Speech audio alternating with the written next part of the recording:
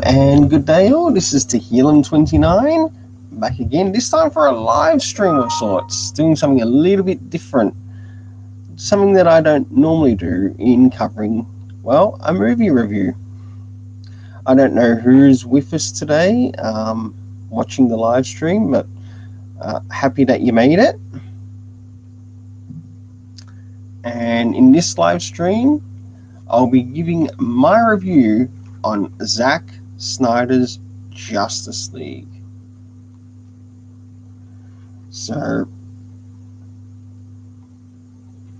if anyone would like to let us know if they're available right now, in text. If not, that's fine. I'll just continue on. Alright, so I'm not too sure who made it, but whoever's here, thanks for making it. And time for me to move on to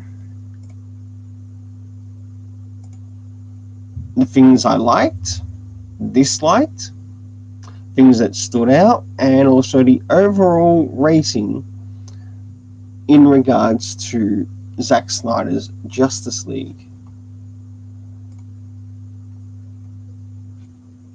Hey!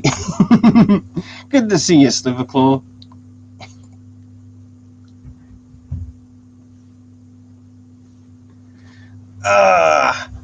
Well, at least someone's here to watch. Well, let's get started with the Justice League movie by good old Zack Snyder himself. Starting off with the things I did like, the things I did enjoy.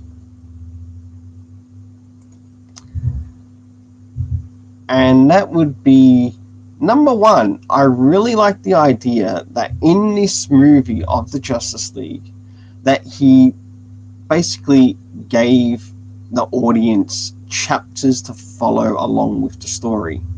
Now, this is something that Joss Whedon didn't do, but I'm glad it's actually something that Zack Snyder did in this, because it helped bring more of the story to a better understanding as to what was happening. And have you also seen the movie Sliverclaw?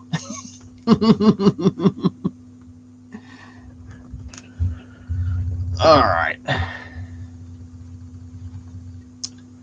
Now, I think these chapters really played a great part in bringing depth to not only the story itself, but also the characters, and that includes the villains as well. And I really like that, and I really like that that was put in place. And this is where the first chapter itself helps with my next point that I... Alright then, well, do expect spoilers.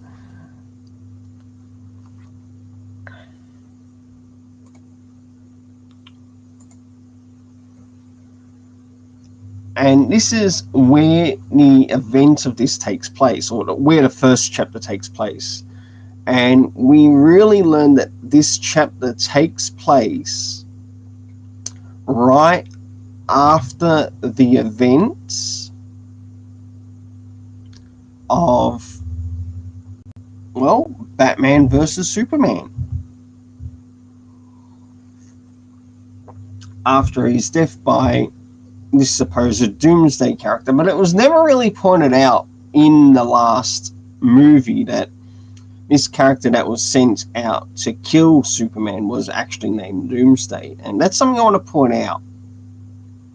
But because of what happened in there, it had I think, a type of sonic effect. I think it's the only way to describe it in the movie. To which, after the villain died, the created villain, care of Lex Luthor, and that died, it sent through like a huge wave that went throughout the world, And these waves started to affect the next important thing that was important in the movie. But I'll get to that later. Now, I think that was really good that Zack Snyder brought that into the movie, because if you just say some random person coming in, hey, good to see you, Tevier, and glad you made it.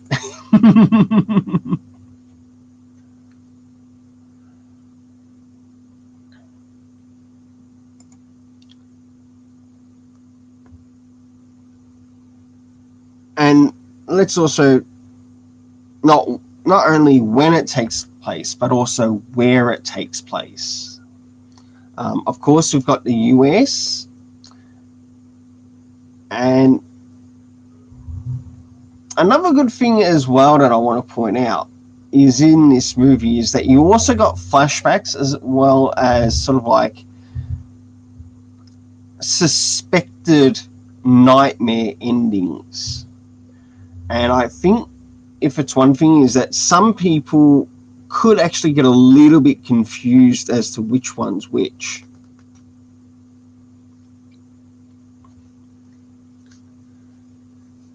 So I thought it was really clear in its delivery as to when it actually took place, and it made things easier to follow for the watcher of the movie, and that includes myself and anyone else who went and saw the movie.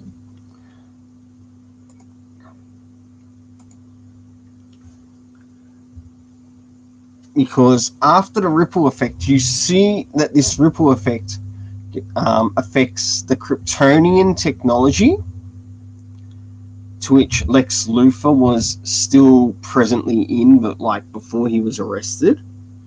And we already start to see the appearance of Steppenwolf as to, okay, this is the next guy that's turning up on the scene in this particular point in the story. Not long after that, he's gone, and that wave is like going all across the world. And you see it impact Themyscira, to which Themyscira at the time is protecting one of the mother boxes. And I thought that was really good how Zack Snyder brought that in, because now that this story is going to be affecting more than one place, like not just the USA, not just the place that they're going to have to go and kick Steppenwolf's ass,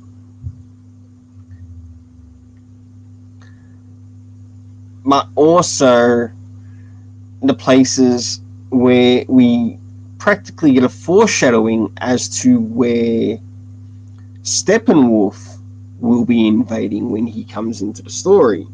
And this is where I want to bring up the next point that I really enjoy, and that is the villains. Oh my goodness, I really liked the villains in this. Starting off with Steppenwolf, this guy was an absolute powerhouse. Like when you first meet him, he is a powerhouse villain that you don't want to mess with. That's how he comes across, and I enjoyed it. And I thought that was really good, like when you see that scene, Themyscira, and they're just going in, doing everything they can to stop Steppenwolf from taking the mother box, or one of 3 mother boxes. And you do learn that Steppenwolf is actually looking for these mother boxes.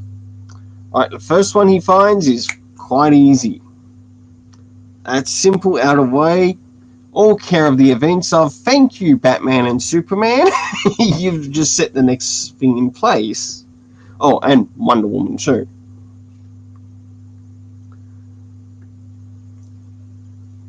And after he at least goes and retrieves the first one, you get to see practically finding a place for his headquarters, which I really enjoyed.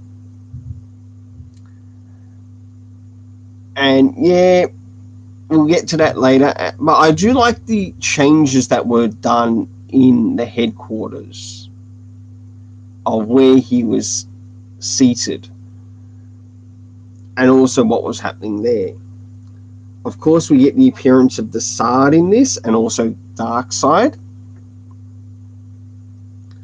But we move to the next point in this that also really stood out, that I really enjoyed, is that we actually got a bit of a background history.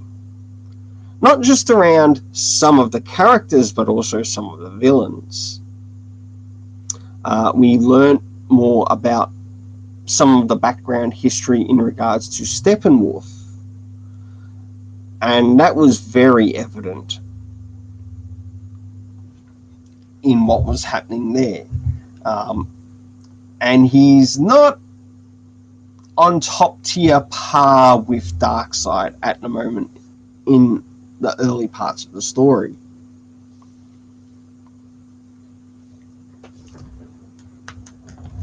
But you know what? I'm fine with that. It might not have been 100% great, but you know what? I still enjoyed it. And in the background history that we got to see in sort of like the flashbacks, we did learn sort of like one of the places that Darkseid had come to, and you do get this sort of meet the ancient heroes at the time that were responsible for pushing Darkseid off planet Earth in the first place. And when that's brought in history-wise, you also learn that Darkseid also learns that the anti-life equation is on this particular planet, like the same one that he got his ass whooped. But after time and being kicked away from the planet, he goes and finds other worlds to conquer. So you get that sort of bit covered in the background and history that's also shown within the movie, and I like that. It really brought into existence, or especially within, say, the DC movie verse, that yes, the movie verse in its own right is actually open to the multiverse, and that too is also good too, because it lets the watcher know, or lets the person who's watching it know that, okay, so there are other stories outside of this story, whether it's in movie form, in animated form, and we can't forget comic or trade paperback form, that they can actually go and check out. If they enjoy Elseworld stories, they can go check out the Elseworld stories. But you know what else that also brings them to? It brings them to a place to which they could actually go check out what's actually presently happening in the DC Comics universe, in the mainstream comic, in the main planets that they're operating in now. Now, moving on to things I disliked. But that's not to say that because I dislike this particular person in it, did I actually dislike some of their role? Not completely. Now, moving into the thing I disliked, I wasn't too fond of Ezra Miller as being Barry, or Barry Allen as the Flash. Now, I want to point out that I think Barry Allen Flash should actually be older for this, not younger.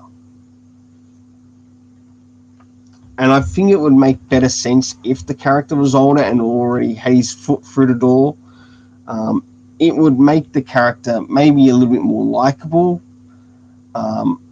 because what happened in the scenes with Ezra Miller, they weren't the top scenes, but in some parts of the movie, he did actually redeem, or the character redeemed himself, not necessarily Ezra Miller.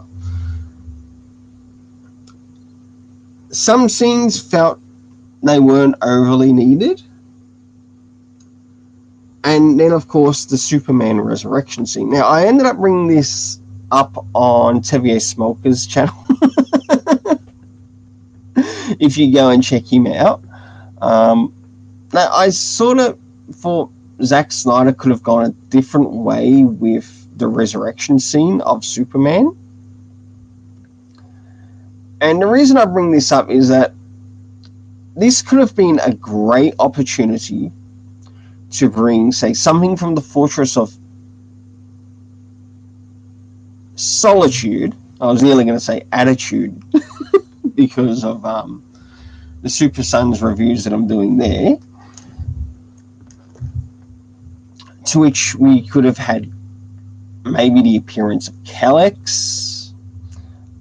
We could have even had like a first appearance of even the Eradicator in this, and you could like put in the background of like people hearing reports of a type of Superman, and that could also lead people to maybe thinking, is it Superman or is it Martian Manhunter that's doing these things, because the character of Martian Manhunter made his appearance in the movie.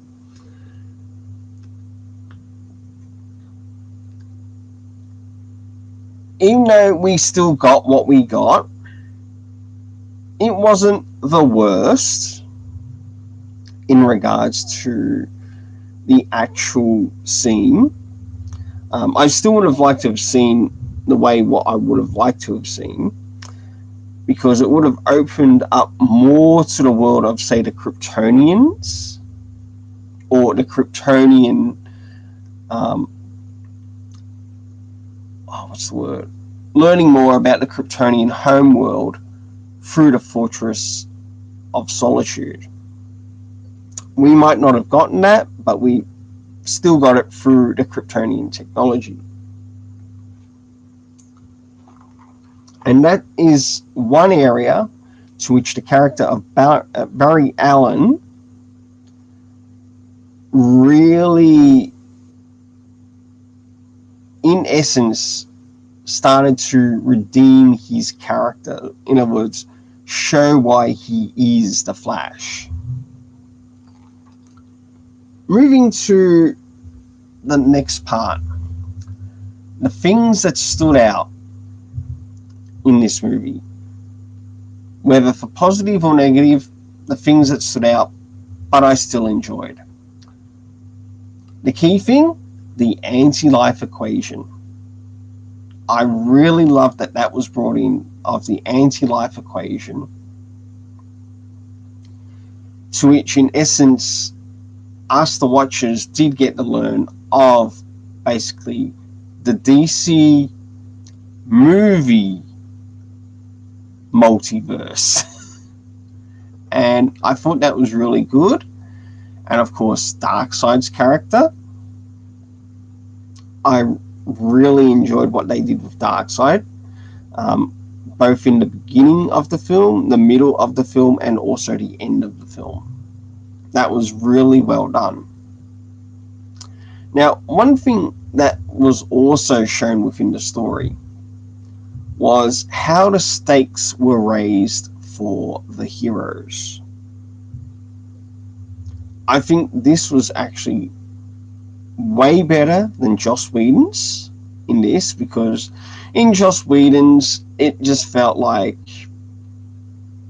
where are the stakes in this movie? Like, even up towards the end, where are the stakes? Oh, that's right. The stakes are the superheroes saving one of the families. That's the only family in that region. Yeah, stupid. All right, that's how stupid the Whedon card is. But how Zack Snyder did it, he did it in a way to, in essence, when it came to the big conclusion scene, which I really liked, it was really good with this, is that when we're at the ending and the area in Russia, but we still don't know whereabouts it's being held. It could even be Markovia.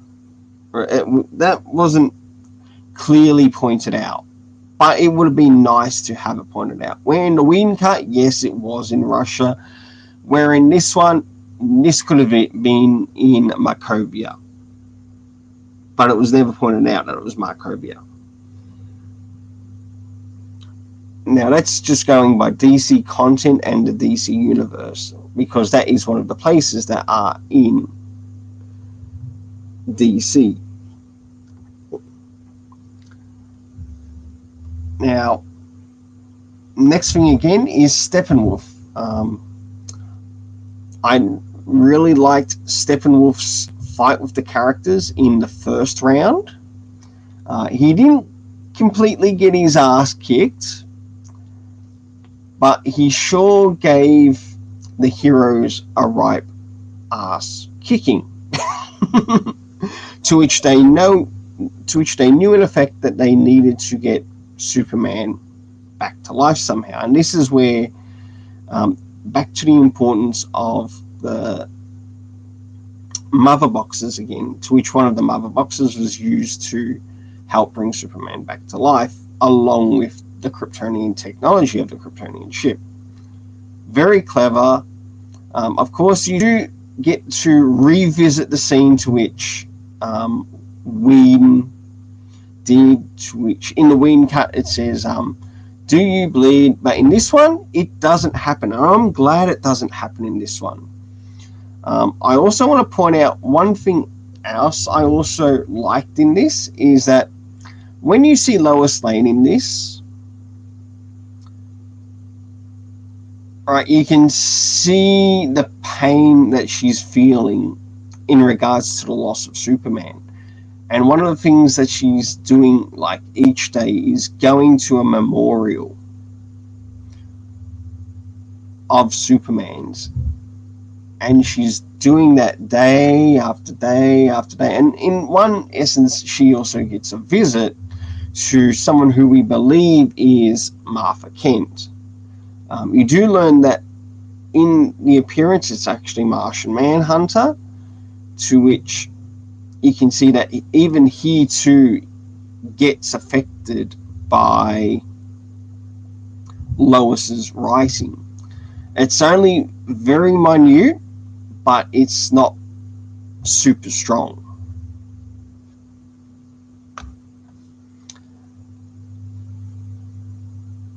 The next thing that I really enjoyed that stood out was Cyborg. Oh my goodness, this person, Ray Fisher, who even played Cyborg, you felt like he could carry the film. Like, literally carry the film. And I thought that was fantastic of what they did there. You got to see more about the character's history, and I really enjoyed that. You could have started off the film with Cyborg, and you would still get a real enjoyable ending as to what happened there. But the way that I also brought up earlier is linking to the chapters also help bring in more depth to Cyborg's character, but not only more depth to Cyborg's character, but also a little bit more depth to the Flash, Barry Allen, who you do learn at the time is actually working on his suit, but it's not up to par as to how he wants it yet, until, like, in parts in the film, like after the resurrection of Superman, when they had their first encounter with Steppenwolf, which was really good, and eventually their last encounter with Steppenwolf. Another thing that was also really good that stood out in this film was we got to see more around the Amazons and also the Atlanteans, right? Because we can't forget Aquaman and we can't forget Wonder Woman. It was good in the Atlantean scenes that were shown. That yes, you got to meet Arthur once again, and also his encounter with fellow Atlanteans, but also seeing the impact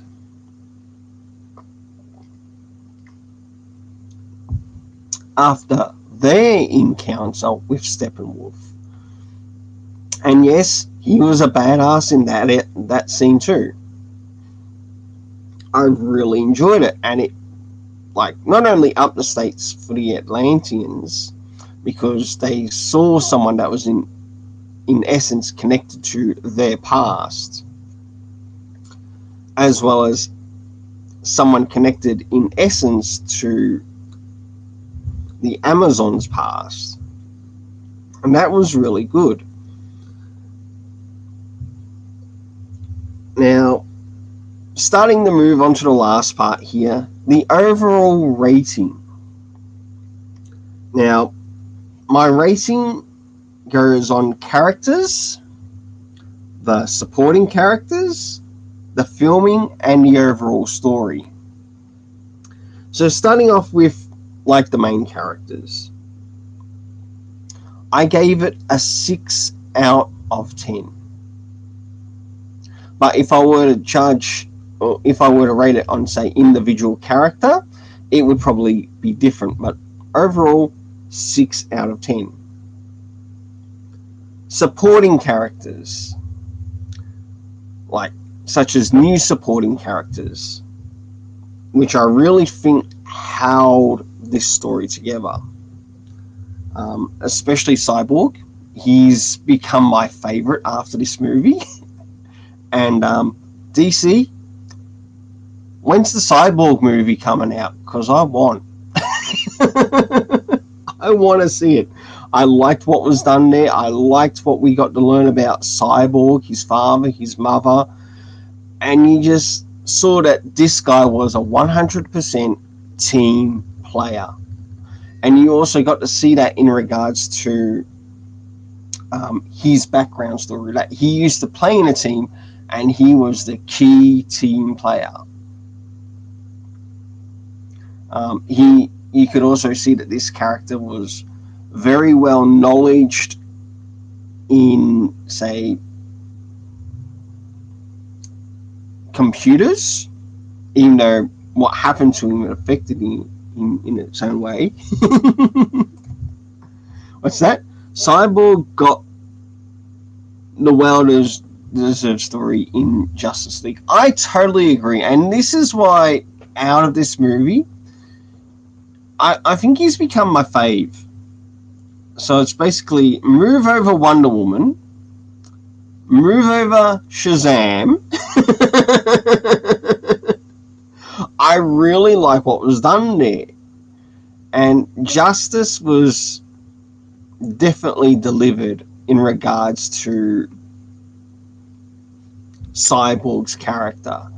He got it 100%. If I were to root for any character in this, it would be him.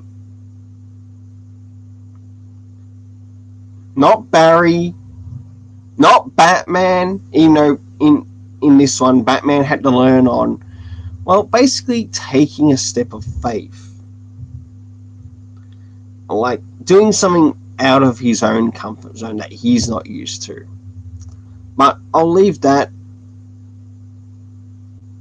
for another time, or when I next speak on the topic of Justice League, which will be an upcoming live stream, which will be on my Friday, most likely everyone else's Thursday, to which I'll have Tevye Smoker with me, and maybe someone else who could end up joining us, which will be really nice.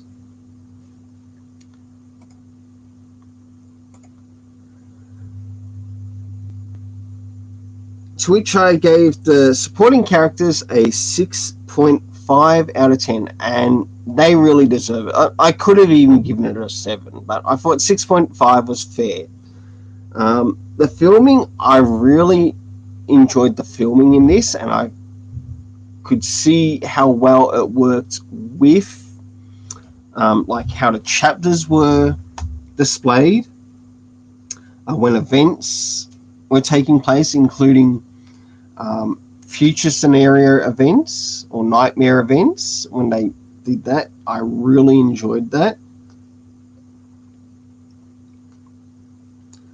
Then the overall, with the filming, I gave it a 7 out of 10. Moving on to the next important thing. What about the story?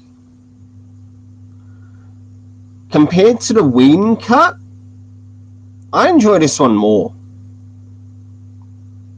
And I'm glad it had like some of the things that some people would have seen that played a part in the Whedon cut weren't in this one, and I think that was really good. Is it a perfect movie? No. Because if it was a perfect movie, it would have gotten a 10 out of 10 from me. Especially in the story side of things. And did it get a 10 out of 10? No. No. So at the beginning of the movie, then we've got the middle of the movie, to which moves into starting to regroup the team. Also, Batman also sharing of some nightmare scenes. But he's not the only one in this who also experienced a type of nightmare scene. You could see in essence that Cyborg also did. Another one, I think, was Barry, but I could be incorrect on that. But then you've also got how the key villain characters played a part in this. And yes, even though Steppenwolf dies in the end, and also because of Superman comes in and also helps to save the day, that was fantastic. That was good. I gave this story a rating of 6.5 out of 10. No, it's not a 7. But you know what? I did enjoy it more than the Whedon cut. It might have been 4 hours long. Not worried about it. One good thing about it being 4 hours long, at least I was able to pause it and come back to it later when I had some free time. And that I enjoyed. I enjoyed having that option. Where if I had have gone to the cinema to see this, there probably wouldn't be no intermission. Now, take note, cinemas, bring back the intermission. I mean it. Bring back the intermission. We need intermission back in cinemas. Hey, if they have them at drive-through cinemas, we might as well have them back at good old-fashioned cinemas. We need them back, and for a long movie like this, you need an intermission.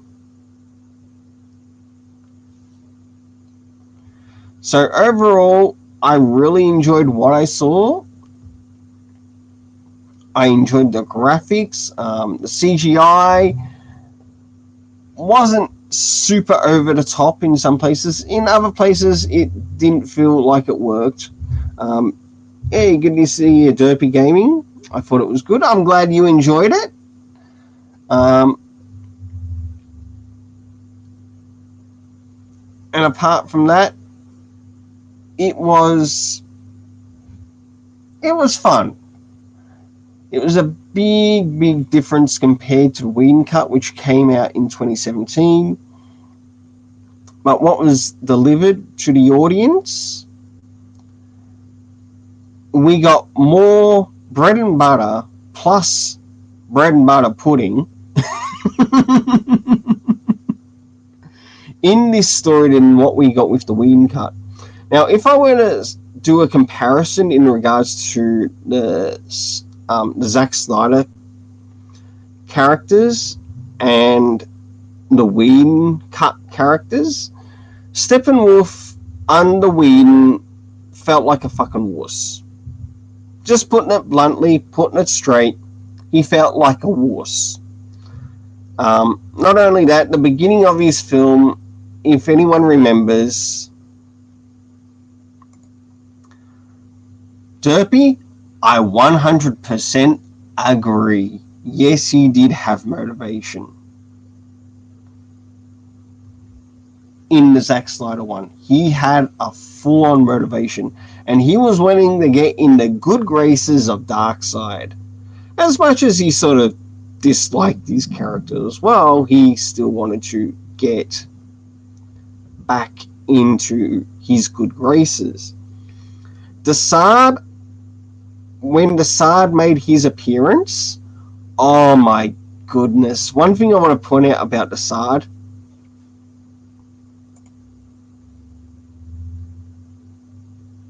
Ryuk wants to share with, I think the nightmare scene wasn't necessary. Point understood. And if it was in the second movie, I would have no problem. Totally understood. Now, when Desaad first makes his appearance with Steppenwolf, this character full-on reminds me of Emperor Palpatine from Star Wars, and I really like the way he's like talking to Steppenwolf. You can feel the intimidation in his character, but you can also see that he doesn't completely trust Steppenwolf when you're seeing his discussions with good old Darkseid. And I really like Darkseid's appearance in this as well, and also his interactions with Darkseid. That was just as good too, because it really did actually open you up to the fourth world, or Jack Kirby's fourth world, where if I were to compare this to Whedon's, we got none of that at all. We got absolutely none of that at all. Back to the Snyder Cut, we got more than we ever hoped for with it. Am I a full-on Zack Snyder fan? No, not really, but I'm willing to still go out and check what he delivers.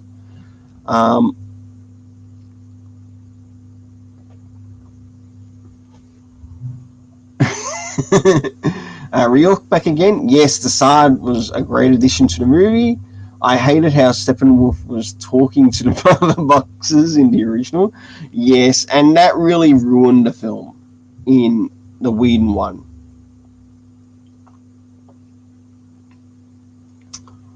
But if you also look at the interaction of Cyborg and the mother boxes, seeing that his creation was also in part connected to the mother boxes, you see that he was in a way having a bit of communication with them, and even the mother boxes tried to bring up something in regards to Cyborg to, in a way, tempt him away from what he was doing. Of course, when the Singularity started to take action with the mother boxes, this really upped the stakes for Barry Allen. And in other words, he had to push as hard as he could in the Speed Force. Now, this is another area that I really liked for Barry Allen's character. Not Ezra Miller. All right, I'm separating Ezra Miller from the character of Barry Allen in this part, because I thought that the writing in that part was 100% head on something that Barry would do in the comics. Hey, I might not be a big Flash fan, but I do enjoy something that is, in turn, relates back to the character, even if it's something to the character in relation to the comics. Or it might have even been something connected to what's presently happening in the Flash. I think it's the Flash CW universe.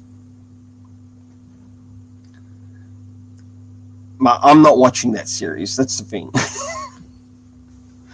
About the last Flash that I sort of remember was a Flash that was, I think, in the early 90s.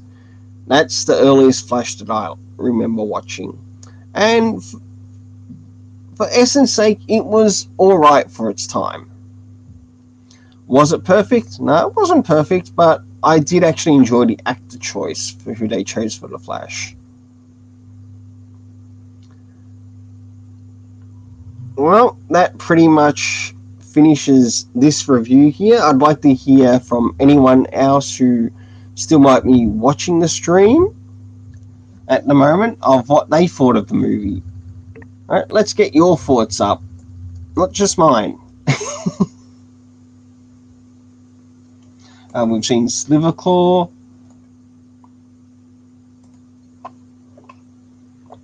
The only nitpick I have in this film from Dopey Gaming is the use of Green Lantern, and everything else is perfect. You know what? Point understood, because that is one character that was actually missing in this movie.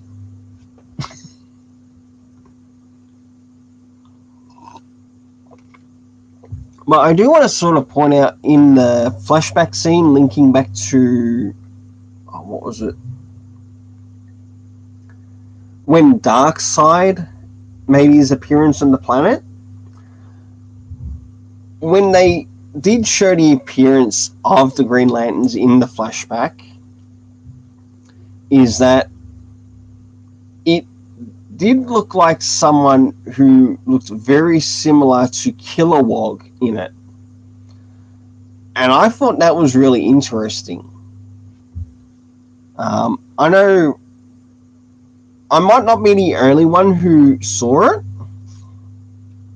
but yes, it did look like that there was a Green Lantern there that did look like Kilowog. And the way they sort of like did the species, now, depending what version of Kilowog you go to, whether it's in one of the comic versions, normally he's a little bit bulkier, and he's also been seen as a little bit more bulkier in size in the Green Lantern animated series. But in this movie, instead of being bulky, he looked thin. For the Green Lantern, the character actually looked a little bit thinner. But that could just be just one of many of Kilowog's species, but in this case, this member of the species is actually a little bit thinner, not actually a little bit bulkier. And even though it was like a small appearance, it wasn't a terrible appearance, but it lets the watcher know that, okay, they are going to, or they did have plans of sort of like bringing also this species into the DC universe. The way he was used was he shot beams instead of forming something. Well, coming back to the flashback scene, that is about the only thing we did get to when Darkseid did make his appearance in the flashback scene. Like, relating to the first time that they came to the planet, got his ass whooped. No doubt the Green Lantern that was of this Earth, we never even got the No-Day name. That's another thing too. We never really got the No-Day name, so it's just one random Green Lantern to who we don't know who exactly they are. But that's fine. You did get to see the Amazons fighting up against him. You did get to see the Atlanteans fighting up against him.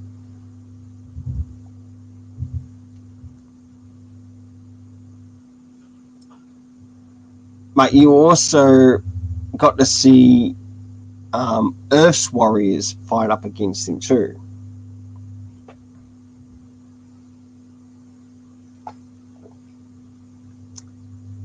And some of them were in fact Green Lanterns. Not a lot, but only some. Or only the one. Ooh, is there anyone else here that would like to say something?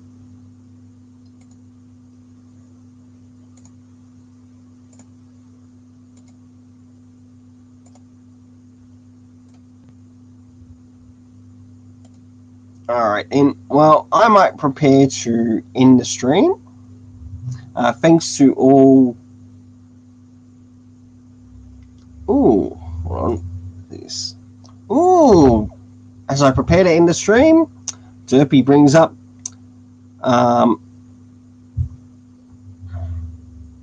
did you see the leaked storyboards? Now, was this the storyboards in relation to what Zack Snyder originally had planned? Of what was going to happen sort of like after his Justice League? I'm asking you, Derpy.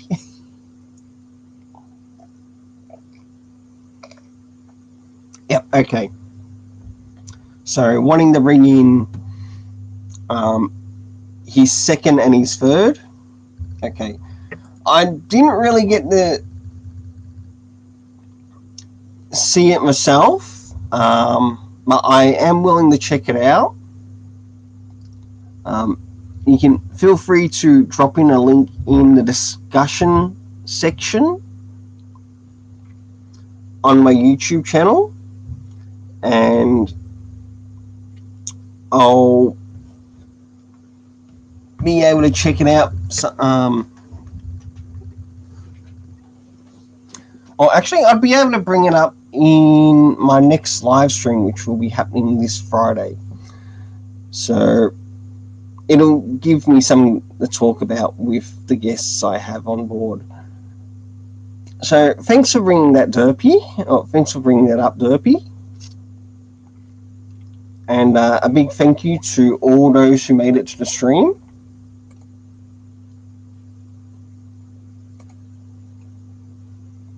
As you can see, I'm also on the slow road to 200 subscribers. If you're new to the stream or new to the channel and you're enjoying the content,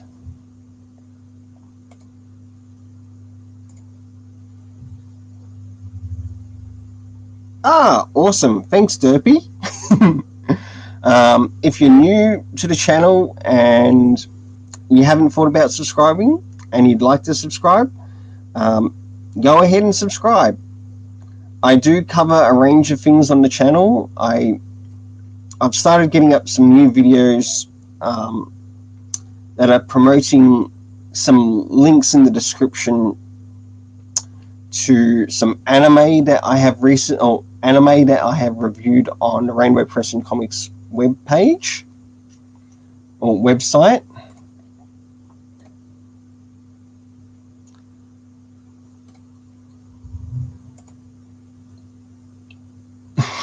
I'm glad you enjoyed it, Derpy. And this is sort of like a new thing for me to do on my channel. So I don't normally do solo, but I'm happy to all who made it. And it can take a little while for me to sort of like get comfortable in what I'm doing. So a bit of a heads up, if you haven't read my about information on my channel, I can be very shy at start. So, but I can also be a little bit introverted too, and it takes a while for me to sort of like open up.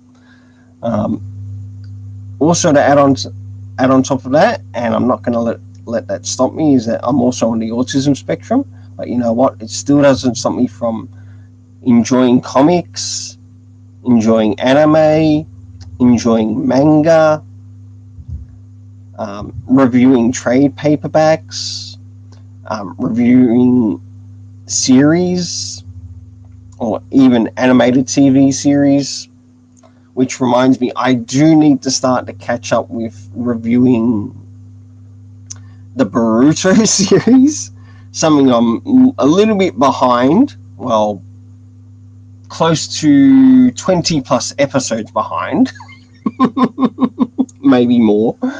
I did have plans on getting a review up on the Jujutsu Kaisen series on the website.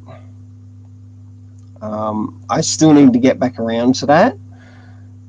Some other things that I'd like to cover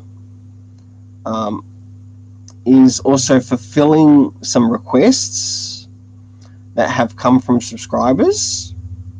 One request is to review a DC Comics trade paperback by the name of Flash Forward, but because of my trade paperback backlog right now, it's going to be a little while, but it shouldn't. If I start to speed that up a bit, I should be able to get a little bit closer to covering that review, and I really do want to get that review done and out of the way. I also have plans to get my next thing prepared, which is actually in relation to when I hit my 200 subs. I'm going to do something Reborn related by Akira Amano, to which I'll be reviewing the second 4 volumes of Akira Amano's Reborn, also called Katekyo Hitman Reborn.